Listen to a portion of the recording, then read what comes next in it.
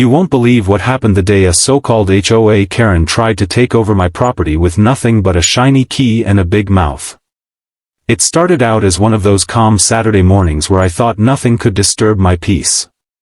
The sun was climbing over the lake, golden rays spilling across the water like fire, and the air carried that crisp freshness you only get after a cool night. I had just poured myself a hot cup of coffee, ready to enjoy the view from my porch, when I noticed someone marching across my driveway with the determination of a general heading to war.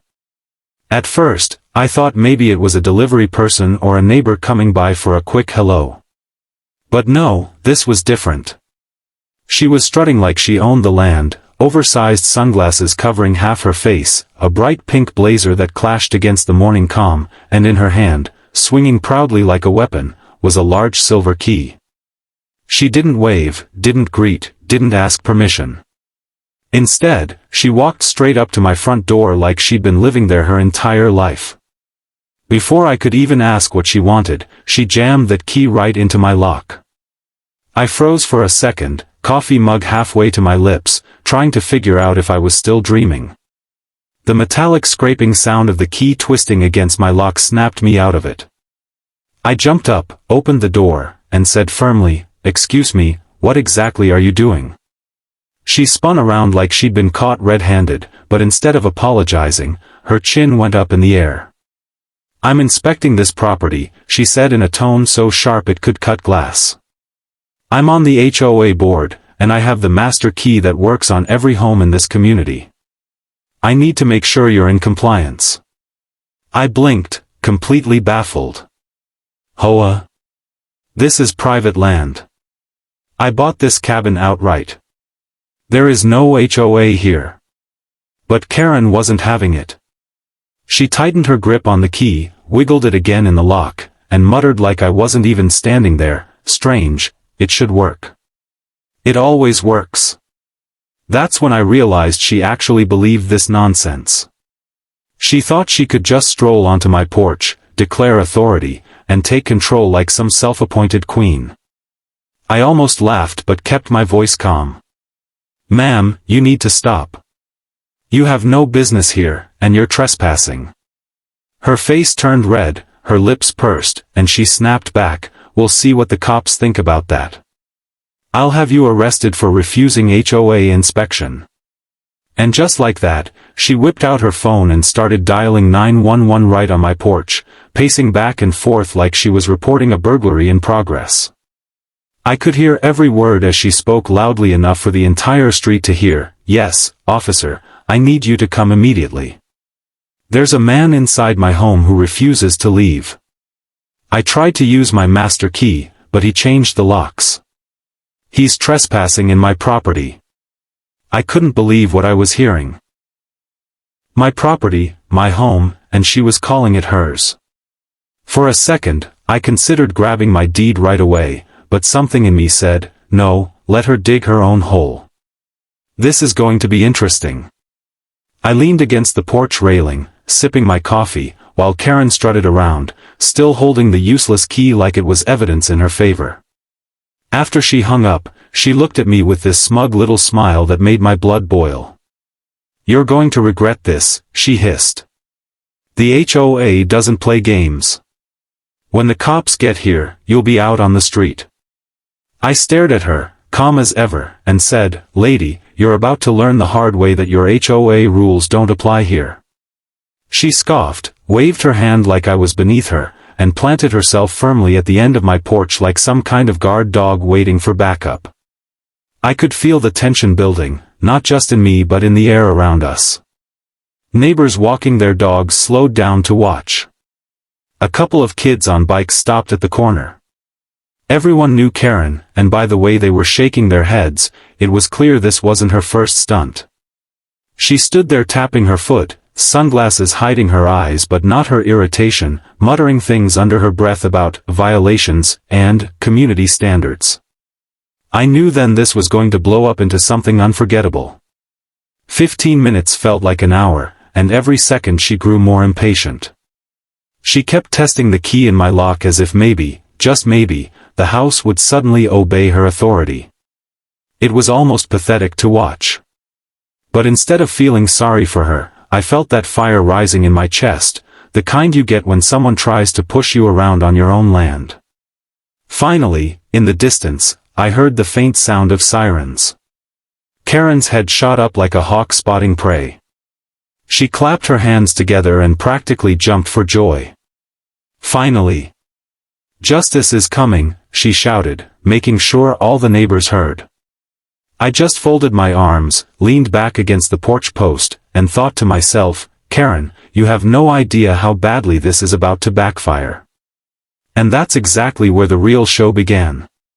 The sirens grew louder until finally a patrol car pulled into my driveway, gravel crunching under the tires. Karen practically sprinted toward it like a movie star running to the red carpet. She waved both arms dramatically, shouting, "Officers! Over here! That's the man, he's in my house." One of the officers, older and calm with years of experience written all over his face, stepped out first. The second, younger and clearly eager, followed close behind.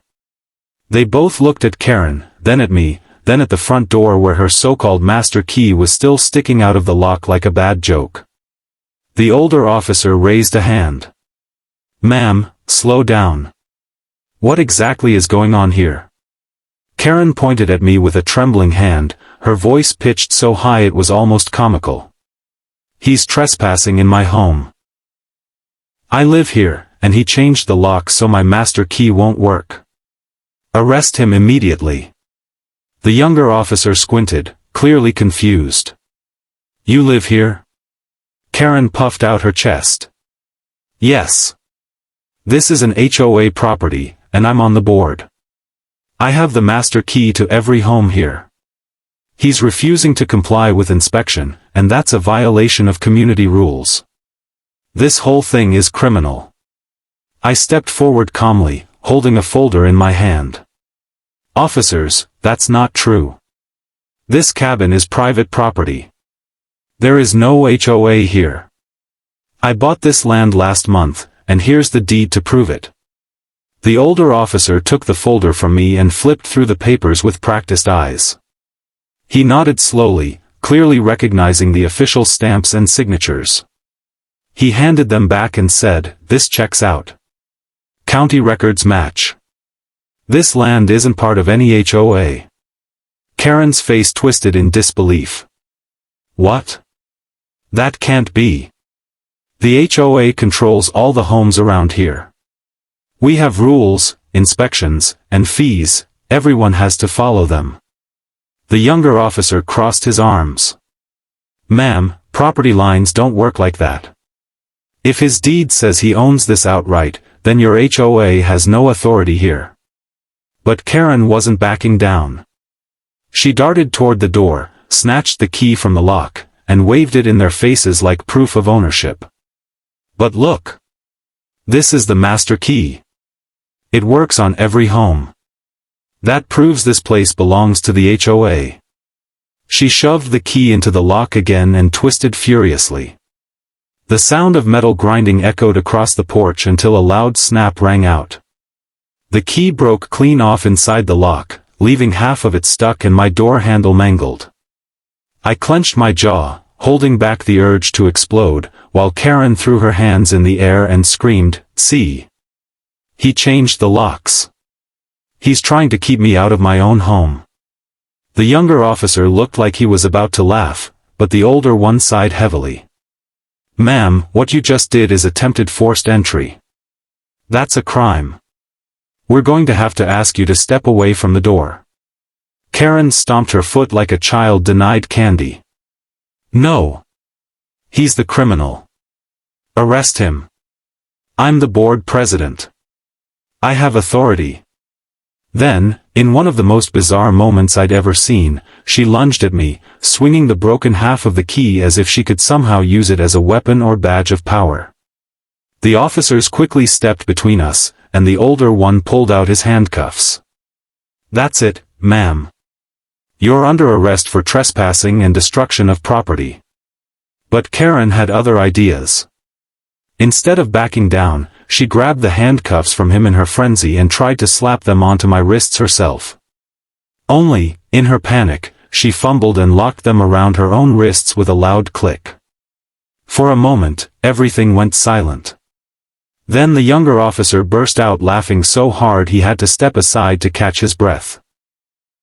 Karen's eyes went wide, her mouth fell open, and she started thrashing wildly, screaming, "No! Take them off! These aren't supposed to be on me! Get them off right now! I live here!" Neighbors had started gathering by then, drawn by the shouting. A few people whispered among themselves, clearly enjoying the show. One man muttered, "About time someone put her in her place." The older officer shook his head, retrieved the cuff keys, and secured her properly. "Ma'am, you need to calm down. You've caused damage to this property and falsely reported a crime. You are not the resident here. You're under arrest." Karen kept screaming, struggling against the cuffs, her face turning beet red. "You don't understand. The HOA gave me authority. I'm supposed to inspect every house. I live here, this is my house." The younger officer, still chuckling, said, "Ma'am, if this was really your house, your key would have worked. But you just broke it off in someone else's door. That's not how ownership works." She tried twisting away from them, yelling, "Call the HOA president. Call the board. They'll tell you." The older officer replied firmly, "We don't take orders from HOA boards. We take orders from the law. And the law says this property belongs to him, not you." They began walking her to the patrol car as she kicked and screamed like a child throwing a tantrum. "This is my home. He's the intruder. You'll all be sorry."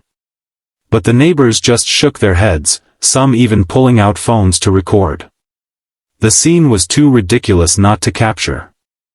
I stood on the porch, arms crossed, watching the circus unfold with a mix of frustration and amusement. My lock was broken, my morning ruined, but seeing her cuffed and screaming that she lived in my house almost made it worth it. The younger officer walked back over to me after loading Karen into the back of the car. He smiled and said, "Sorry about the mess, sir. We'll file a report and recommend charges for attempted unlawful entry and harassment. Do you want to press charges for the damage to your door?" I nodded. "Absolutely. She needs to learn a lesson. She can't keep bullying people like this." The officer scribbled notes on his pad. "Good call. People like her think HOA rules are law, but they're not. Especially not here." The older officer added, "We'll also be checking her HOA. Seems like they've been giving her too much power, and she's abusing it. This isn't the first call we've had about her." With that reassurance, they tipped their hats and left, Karen still screaming in the back seat about how she lived here and demanding they let her go. The patrol car disappeared down the road, leaving silence in its wake. I finally sat back down on my porch, picked up my now cold coffee, and thought, well, that's one way to start the day. The lock was broken, the door handle ruined, but I couldn't stop smiling. Because Karen had called the cops to prove she had power, and instead she'd cuffed herself in front of the whole neighborhood, screaming the most ridiculous lie anyone had ever heard. By the time the patrol car carrying Karen disappeared down the road, the neighborhood was buzzing like a hornet's nest. People who had witnessed the entire fiasco were standing in small groups, whispering and shaking their heads. A couple of them even gave me a thumbs up. One man laughed and said, "Guess the queen of the HOA finally met her match."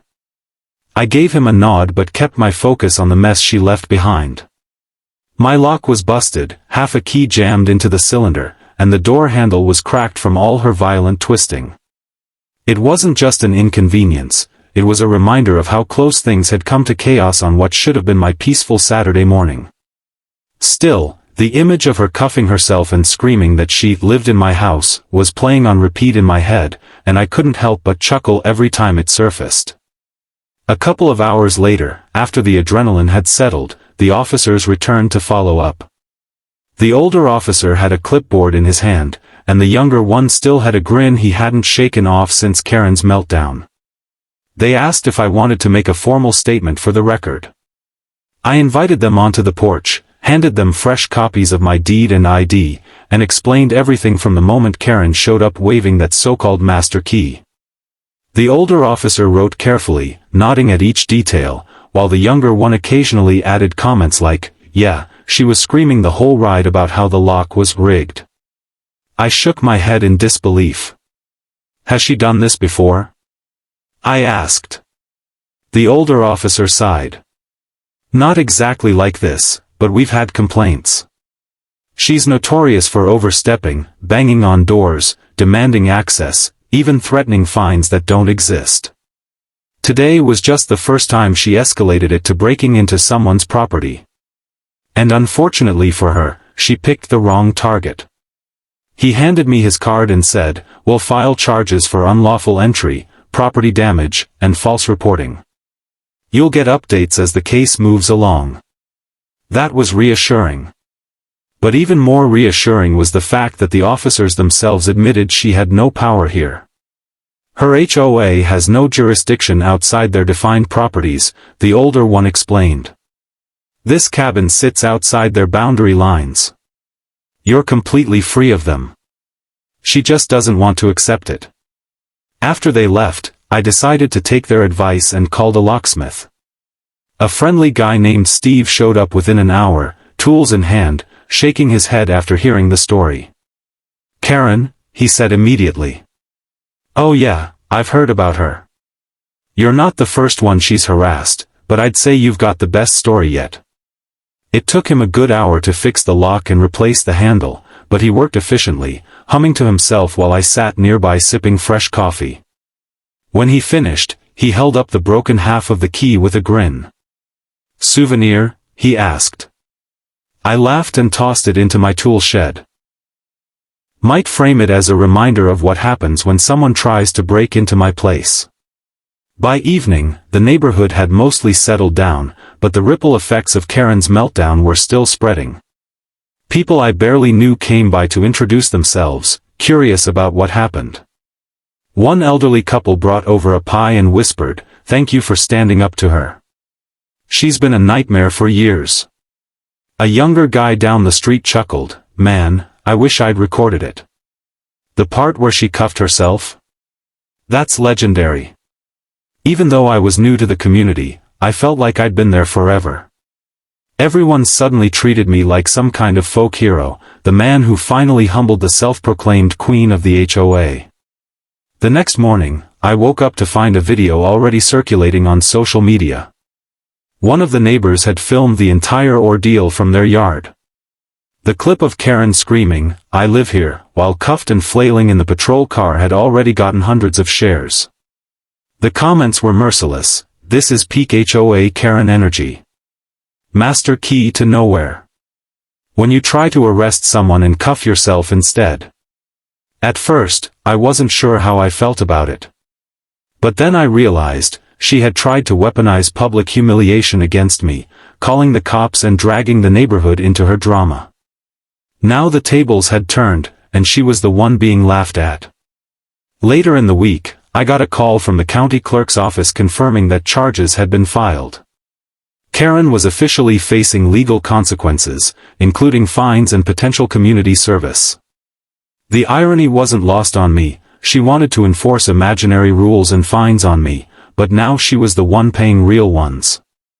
Word spread quickly that she'd been suspended from her HOA board position pending the outcome of her case. Apparently, even the rest of her board members were tired of her antics. One of them even stopped by to apologize on behalf of the HOA, admitting they had no authority over my property and that she had acted completely on her own. Honestly, the board member confessed, she's been making all of us look bad. Maybe this is the wake-up call she needed. For me, life slowly returned to normal. I got back to enjoying my quiet mornings by the lake, fishing in the afternoons, and sitting on the porch in the evenings with nothing but crickets and the soft sound of water lapping the shore. But the neighborhood never forgot what happened. Every now and then, someone would bring it up, and laughter would follow. Remember when Karen cuffed herself, became a running joke, a shorthand way of saying someone had dug their own grave. Weeks later, I saw her again for the first time since the incident. She was walking down the street, avoiding eye contact, clearly embarrassed. Gone was the pink blazer and oversized sunglasses. She looked like someone who'd been knocked down a few pegs. She didn't say a word to me, just kept walking with her head low. And honestly, I didn't need an apology. Watching her dragged off in cuffs, screaming about living in my house, had been enough. The best part was knowing I had stood my ground. I hadn't lost my temper, hadn't backed down, and hadn't let her bully me with fake authority. Instead, the law had sided with me, the neighbors had rallied behind me, and Karen had only managed to humiliate herself. That evening, as the sun dipped low and painted the lake in shades of orange and pink, I sat on my porch and thought about the whole ordeal. Sometimes, peace isn't just about silence or solitude. Sometimes peace comes from knowing you stood firm against chaos, and that chaos was carried away in the back of a patrol car, screaming the most ridiculous words anyone had ever heard, "I live here." I raised my coffee mug to the horizon and whispered with a grin, "Not anymore, Karen. Not anymore."